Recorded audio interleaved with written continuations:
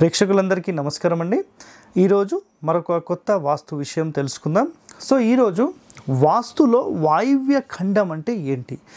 So చాలా వరకు అయితే మనం వాస్తులో ఎన్నో విషయాలు తెలుసుకుంటాం. సో ఇది కంప్లీట్గా డిఫరెంట్. ఏన్షియంట్ బిల్డింగ్ ఆర్కిటెక్చర్లో మనకు వీటికి సంబంధించిన వాస్తులో మనకి ఈ పాయింట్స్ ఉంటాయన్నమాట. వాయువ్య ఖండం అంటే సింపుల్గా మన మొత్తం స్థలంలో అసలు మనం ఇల్లు ఎటువైపుకి జరిపి కడుతున్నాం. సో ఇది చాలా చాలా ఇంపార్టెంట్ అండి.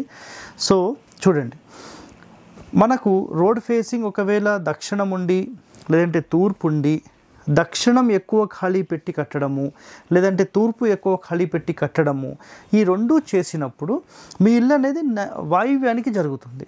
సో ఇక్కడ కొంత ఖాళీ స్థలం, ఇక్కడ కొంత ఖాళీ స్థలం, లేదంటే ఒక్కొక్క భాగం మొత్తం స్థలంలో డివైడ్ చేసి ఇలా పెట్టి కట్టడం వాయువ్య ఖండం అనబడుతుంది. ఇది 100% శాస్త్ర విరుద్ధం. వాయువ్యంలో ఆగ్నేయంలో ఎట్టి పరిస్థితుల్లో కట్టొద్దు అని శాస్త్రం చెప్పింది, గుర్తుపెట్టుకోండి.